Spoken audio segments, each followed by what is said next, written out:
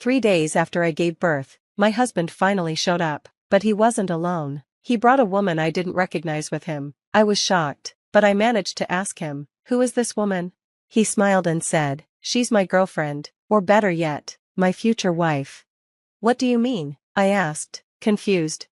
"I'm tired of you," he replied. "What?" I couldn't believe it. "My name is Elizabeth, and I'm 25 years old. I work at a company. Recently, my boyfriend, John, proposed to me. We met in high school, started dating in our first year, and even broke up during our senior year. After we'd both finished college and grew up, we bumped into each other again at a reunion and started dating again. 3 years later, he proposed to me. I will love you, Elizabeth, for the rest of my life. Will you marry me?" he said during the proposal. I believed him and said yes. I was overjoyed with my new life as his wife. I loved being with him every day. We both worked, so we only saw each other at night during the weekdays, but it was enough. I was happy to be with him until morning, instead of going to separate homes each night. When we were in high school, neither of us could cook, but in college, we each lived on our own and learned how to cook. We started sharing household chores, making our life together balanced and comfortable. John's specialty was fried food, and he was really good at it. I'm not great at making fried food, so I was happy he could cook it for me. I, on the other hand, was good at making Japanese dishes like simmered vegetables. John always praised how delicious they were, just the right taste, not too strong or too bland. I thought we would continue to support each other and live happily together. Then, after a year of marriage, I found out I was pregnant. I was so happy that I immediately told him, "John, I'm pregnant." "Oh, really?" "Yes, I am." "Wow," he said, his mouth hanging open in surprise, like in a cartoon. "John. Oh my God, I'm going to be a father." "Well, your reaction is a little slow," I said, laughing. "You really surprised me. I'm so excited," he replied.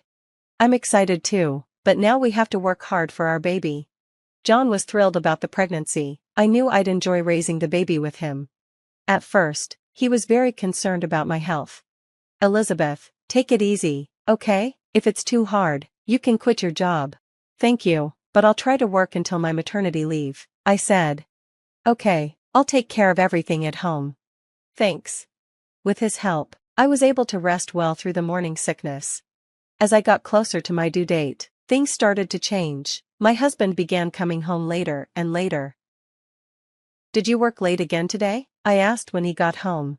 "Yes, I left some things for my coworkers to do. Now that you're in a stable period, I thought it was time to make up for taking time off from work," he replied.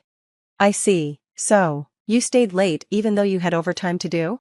"Well, your health is the most important thing, but I neglected my work for 2 months. I don't want to be out of a job after the baby's born." "That makes sense. I'm a little nervous about being home alone, but if that's the case, I won't complain. Maybe I'll go back to my parents' house when I start maternity leave," I suggested. He seemed relieved. "That's good, then I can work overtime without worrying." I knew I'd miss seeing my husband, but I also felt relieved knowing I'd have support from my parents during maternity leave. So, once my maternity leave began, I moved back in with my parents. It felt so much easier to be in a familiar home without having to do the housework. Having my mom around made me feel secure. But there was one thing that started to bother me. My husband had been slow to reply to my messages lately. Before, no matter how busy he was, he always replied the same day. Even when I had morning sickness, he would always get back to me quickly. But now, his responses were taking a day or even 2, and they felt short and distant. The other day, I sent him a message asking if he was still busy at work and reminded him not to overwork himself. His response was just, "Yeah." I started to worry since I didn't see him anymore, but I knew I shouldn't stress about it since I was pregnant. So, I decided not to dwell on it and tried to focus on staying positive, thinking about life after the baby was born. I bought lots of baby things. "Oh, you're buying too much," my mom joked. "No, we need everything to make sure the baby is safe and comfortable," I said. "You're so excited about your first grandchild," my dad added. "You're the one who keeps asking the shop assistants questions," I laughed. "Thank you, Mom and Dad," I said, feeling grateful for their support. Even though my husband wasn't replying much, I stayed focused and happy, waiting for the baby's arrival. The due date finally arrived. I sent a message to my husband, letting him know it was the day, and told him to be ready to come to the hospital when I contacted him. But he didn't even read the message. Maybe he's busy with work, I thought. My husband knew my due date was coming, so I wished he would be more aware of it. As my labor pains began, we went to the hospital. I was finally going to have the baby. I couldn't call my husband myself, so I asked my mom to leave him a voicemail about the delivery. But still, he didn't show up that night. He didn't return any of my calls. I went up to the delivery table without him. The birth was harder and longer than I expected. The baby's umbilical cord was wrapped around her neck, which made the delivery difficult. It took almost a full day after the contractions started for her to finally be born. But when I saw my baby girl and held her in my arms, all the pain and exhaustion disappeared. She was beautiful. "You did your best to come into the world, didn't you?" I whispered to her. I said goodbye to my baby for a moment, then lay down to rest after the long hours of labor. I woke up in my hospital bed to find my mom sitting by my side. "How are you feeling?" she asked.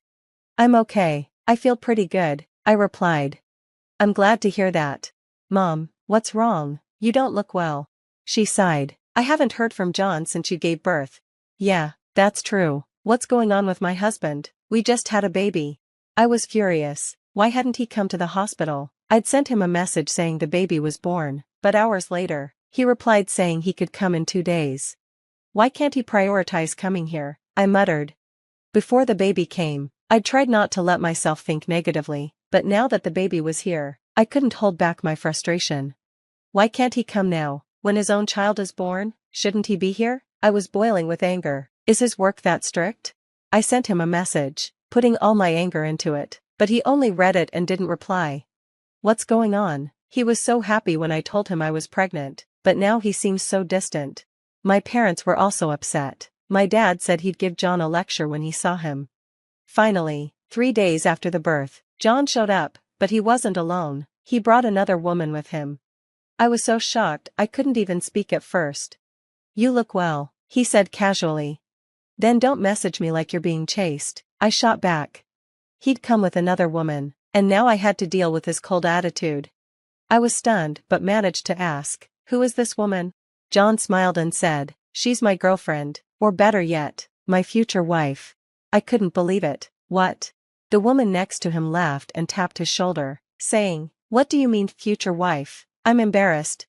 "What is going on?" I asked. John shrugged. "You don't get it, do you? It means you and I are getting divorced." "What?" I was in shock. "Wait a minute, are you saying you were having an affair?" John replied, "Well, adultery doesn't sound great. It's more like I found someone else to love and we hit it off." The woman chimed in, "I'm just tired of you." John continued, "You know, men are attracted to women who take care of themselves." "Are you saying I wasn't taking care of myself?" I asked, hurt. "You got fat and bloated staying at home all the time," he said coldly. "I was lying in bed because I was pregnant and sick. It's normal to gain weight when you're pregnant. So you had an affair because of that?" I couldn't believe what he was saying. "I don't have romantic feelings for you anymore," he said, turning to the other woman. "I met someone better." They started flirting in front of me.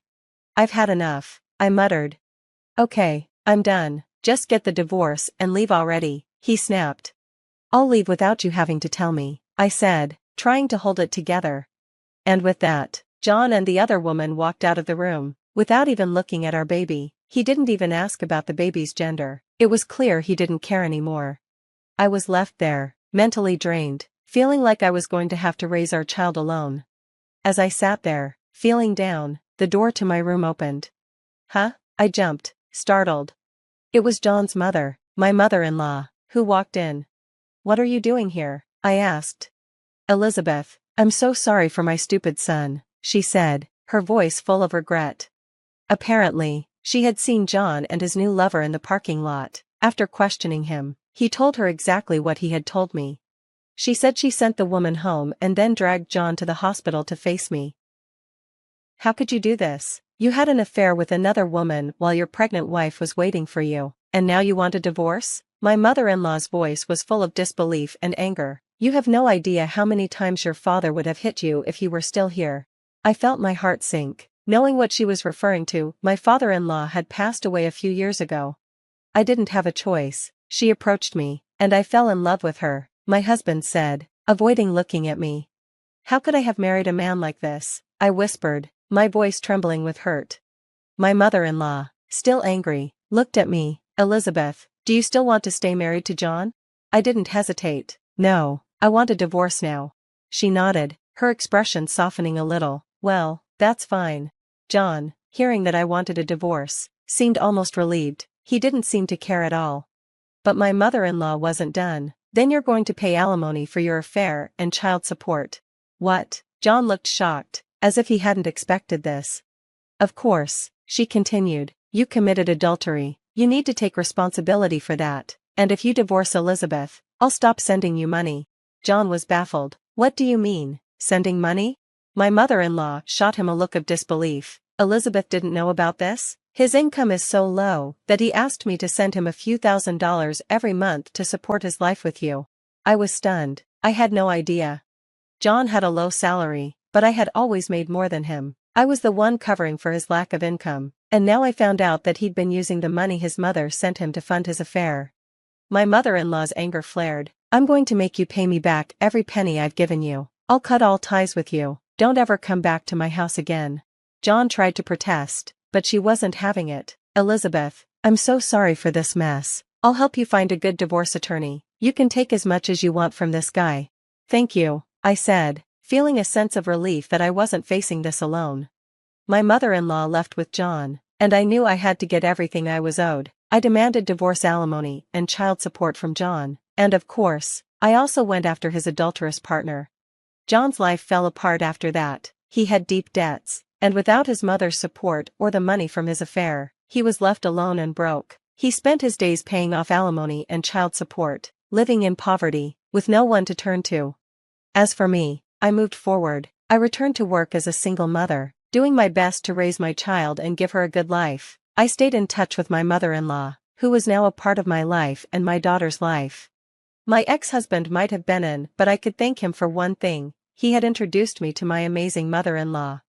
Having an affair while pregnant is unforgivable. I wish there was a harsher punishment for what he did, but in the end, I was glad the woman saw through him and walked away from that kind of scum. Now, I focus on my daughter and look forward to a happier life with her. I hope we can live peacefully and joyfully from here on out.